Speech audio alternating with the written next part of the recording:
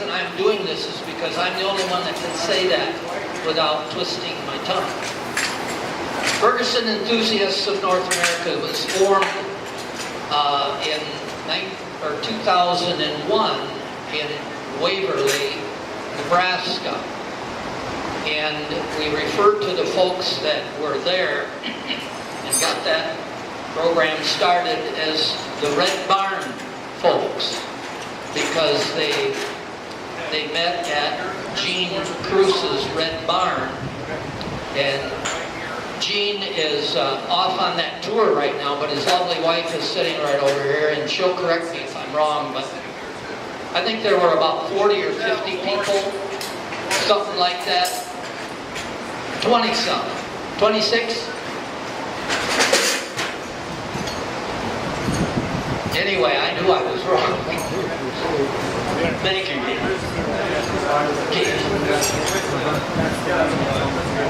Thank you, Joe. They started it because everybody else had a club. John Deere had a green club, IH had a red club, AC had a whatever color that was. Pink. Yeah, I thought it was pink.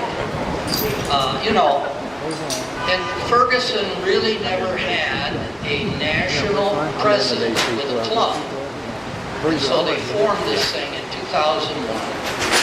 And at one time, our membership exceeded 1,000 members across the country. And it's been an extraordinary run for those 17 or 18 years that we've been doing this. This program didn't get started until Jeff Miller, who I'll introduce you in a moment, got some kind of contact with Steiner and was able to work out an arrangement so that they could sponsor this tractor rebuild. He has to haul it all the way from Cincinnati, all over the country. He's been to just about every expo that we've had since we started doing the rebuild.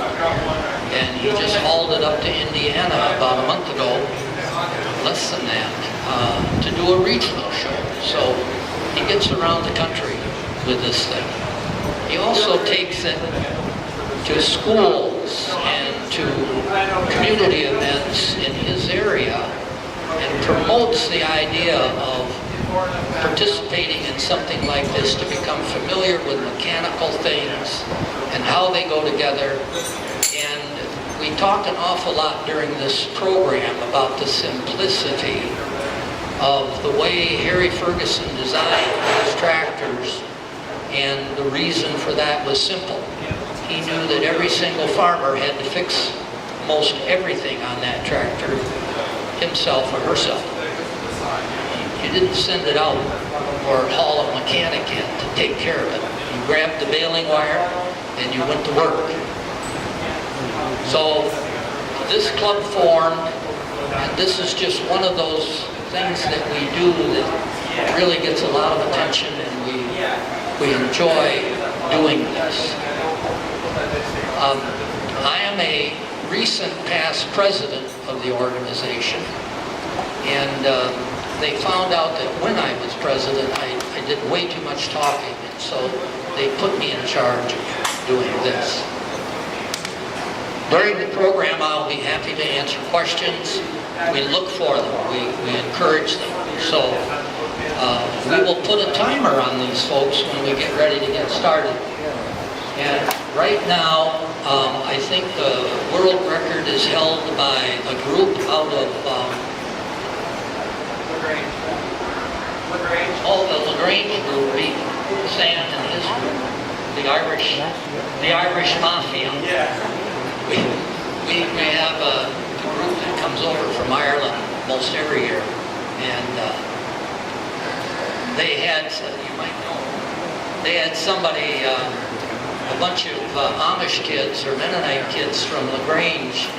Jeff just hauled off the fairgrounds down there and said, come and build this tractor.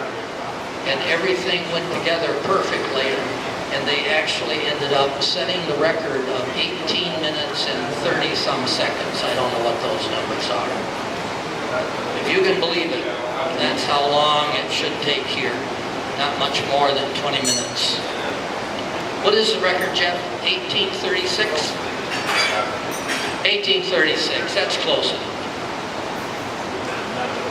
Now, as they're getting ready, I want to show you a wrench. That wrench, Harry Ferguson dubbed the Ferguson spanner.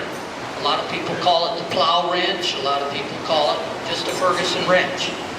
And that wrench can essentially take that tractor apart to that point. Everything on there is 1 1/16 or 11/16, 16th or 8th, 1 1/16. And he standardized everything, again, for simplicity. One wrench could do 95% of what you see in front of you. That was the beauty of his concept about building tractors. He also wanted to build a small tractor. If you think about England and Ireland, where he was from, the farms over there weren't mega farms like we have today.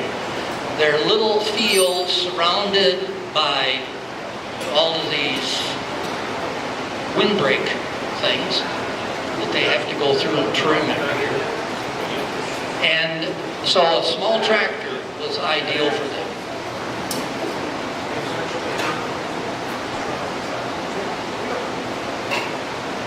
You want somebody to time? Brian Schultz or Paul Taylor? Well, Paul was here earlier, but Brian's not. Paul, Can you come coach these guys?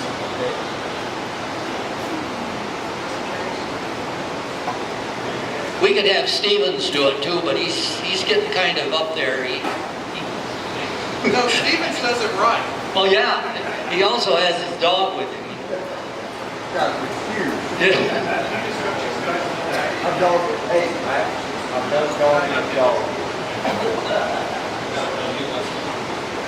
We don't have any fun in this organization. We have a great time picking on each other. All right, I'm gonna, before we start the clock, I want Jeff to say a few words. Hello, everybody. Welcome to the Ferguson Rebuild North America tractor build sponsored by Steiner Tractor Parts out of Linden, Michigan. Steiner has been great for us. They've been sponsoring this for the last several years, making sure that this tractor can come to your show here in Salem, Illinois. But so we want to do a quick shout out to them. The other thing is I did want to give a, is Carl Morrison's on this trip too, right? Yeah. Okay. So after we're done, if you're interested, we've got several catalogs up here on the right-hand side and some giveaways. If Carl gets back, the Massey Harris Ferguson of Ohio group is doing a raffle tractor of a Massey Harris or Massey Ferguson 130 tractor that's been gone through and pulling all the spec and everything. So Carl Morrison has those raffle tickets if you're interested. Hopefully he'll be back here to set up. If not, we'll be doing it tomorrow. So what we have here is a 1948 Ferguson TO20. Max, did you go over what the TO stood for? Okay, who knows what the TO stands for? You can't answer if you're in the Ferguson group. Who's a local person who knows what the TO stands for? Yes, sir. Tractor overseas. Tractor overseas. Well, that will get you ahead. Thank you. I'll get it later. So, tractor overseas. So, Ferguson was a Irishman from Northern Ireland, and so TE was his first tractor that he had to build himself after breaking with Ford, and that's for Tractor England. And since Detroit is overseas to him, Detroit became Tractor Overseas. The 20 stood for another person. Anybody over here have a guess what the 20 stood for? Is not a Ferguson guy. Horsepower. All right, I thought I heard that from this young man right here. Did I hear that from you? All right, so it's about a 20 horsepower. I think the Nebraska test said it actually came in around 21 horsepower on the PTO. 3, 2, 1, go! Time's up. By the way, we're already up to 60 seconds.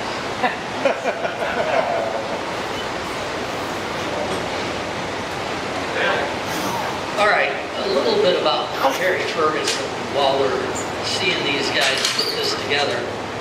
Harry was born in 1884 in Ireland and grew up on a farm and did not want to have anything to do with farming per se, but wanted to do something in terms of helping the farmer to be more productive and so on. Now, 1894 was pretty early to be concerned about mechanizing, but Harry, at a very, very young age, thought that that was the right thing to do.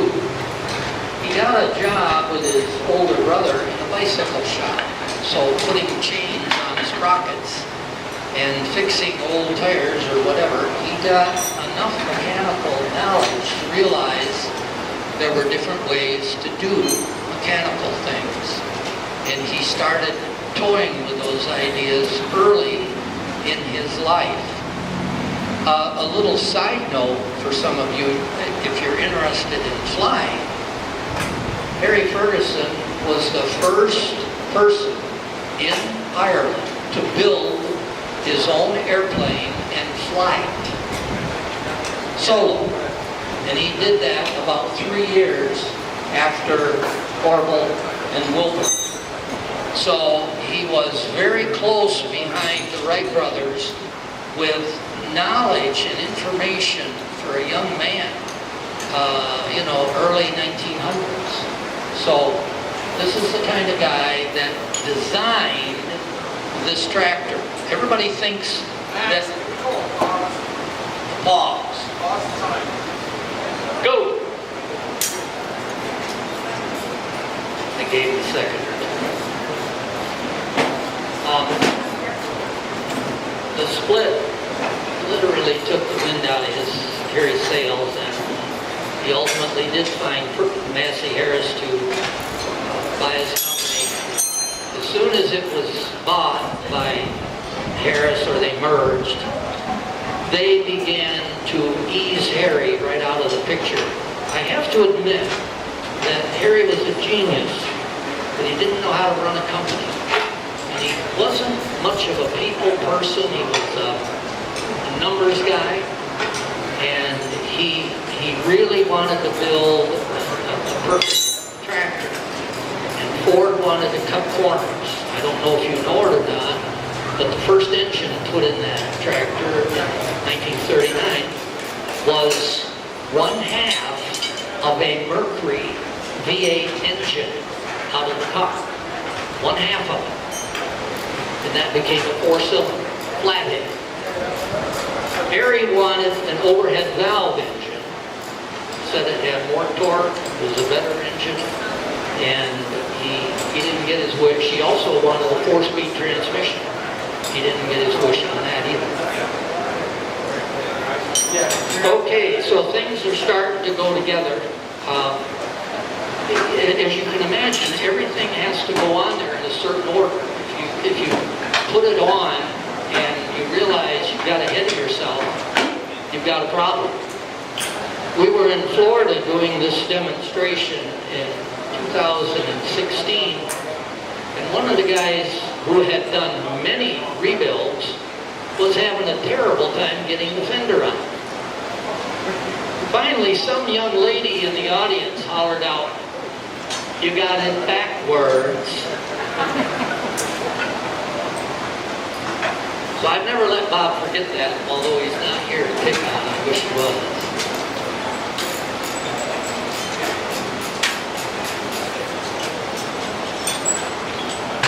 We're at 4 minutes, 40 seconds. And they're booking right along. I think they did that, and I think there were some people cheating during the time that we were off the clock. Did anybody notice that?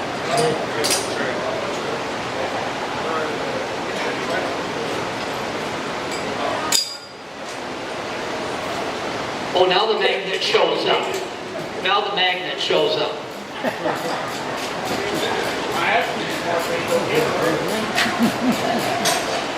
I'm not arguing with you. You got a badge on.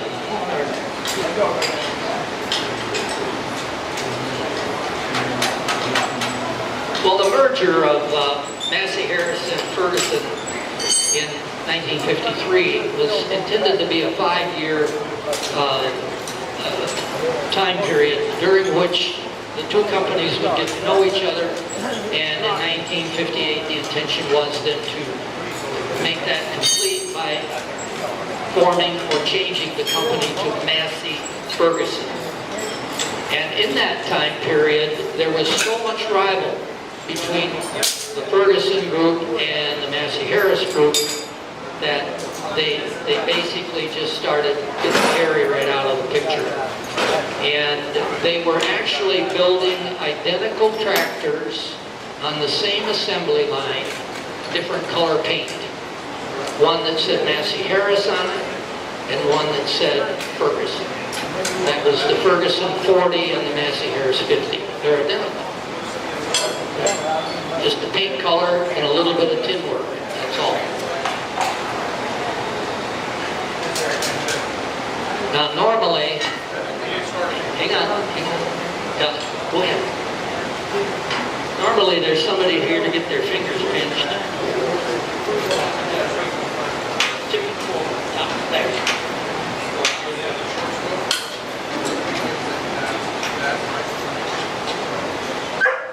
I'm dirty now. I like to do this without being dirty. We're at 7 minutes. They're doing pretty cool. One thing that you know if you're a tractor person, you don't do this with loaded tires. So that is one thing that we have no fluid in these tires, otherwise you couldn't move them. Probably fall over on somebody and we'd get hurt. Paul, if you want to get in there and get dirty, I think they'll let you. He's focused.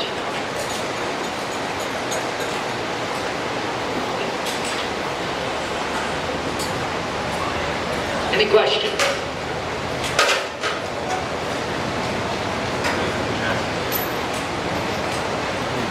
Now remember that early days of the assembly line in Detroit, I'm sure that much of it was done just like what you're seeing. They didn't necessarily have a lot of tooling and so on to assist them, but there was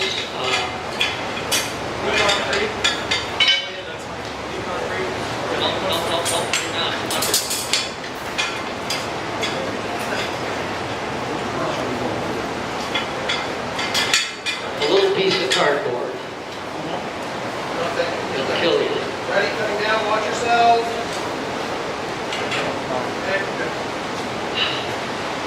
That one always allows me to breathe a little easier. Put that brake stand over there. There you go. Just tighten those up.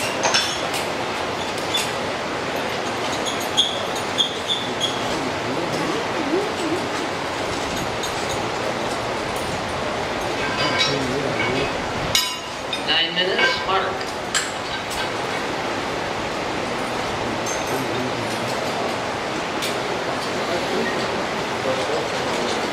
The reason that we make Jeff get on the hydraulics is because we did this build up in LaGrange, Indiana a month ago, and they got all done and tried to raise the hydraulics and they wouldn't move. Not even with Jeff standing on it. Somebody forgot to put the oil in.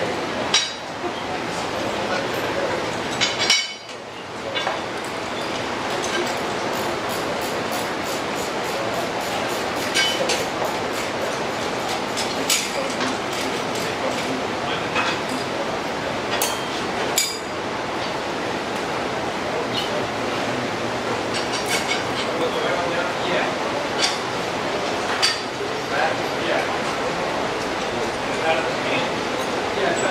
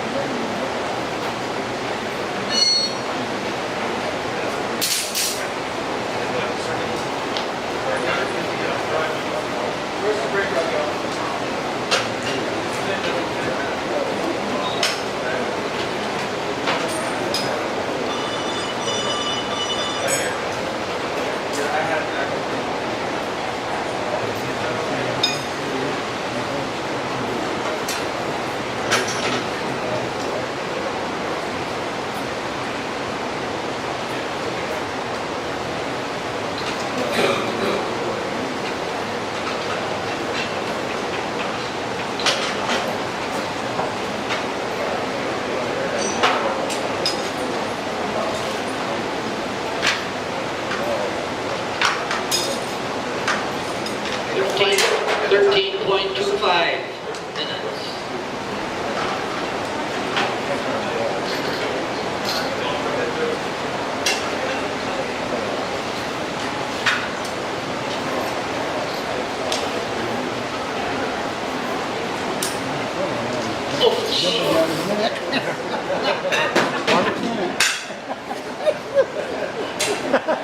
Couldn't you all see that coming? I knew that.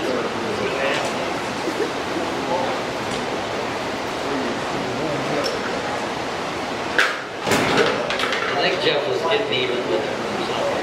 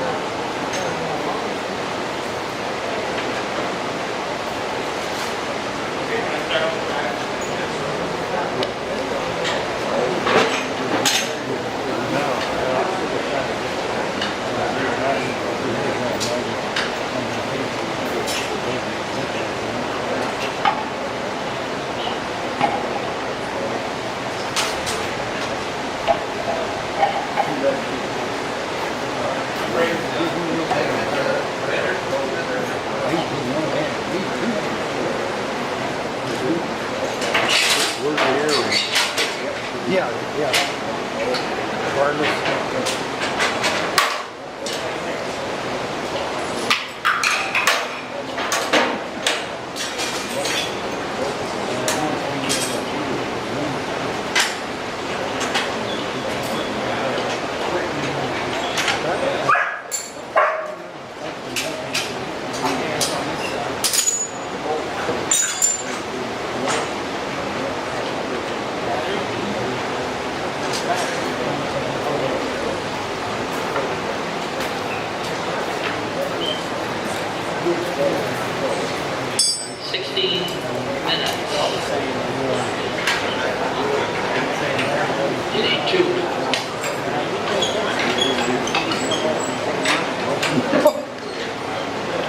I don't know put it back together. I wonder if I'd jump over on the diesel. Well, if you take it apart, Huh? you got to take it apart first. Oh, okay. They'll put it together.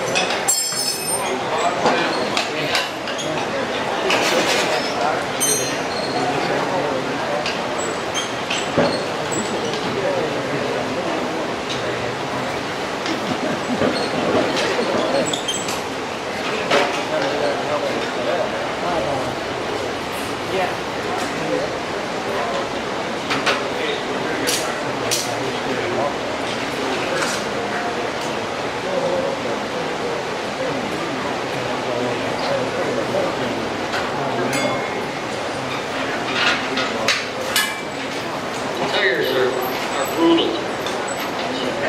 Can't get a purchase on them. It's tough to do anything with them.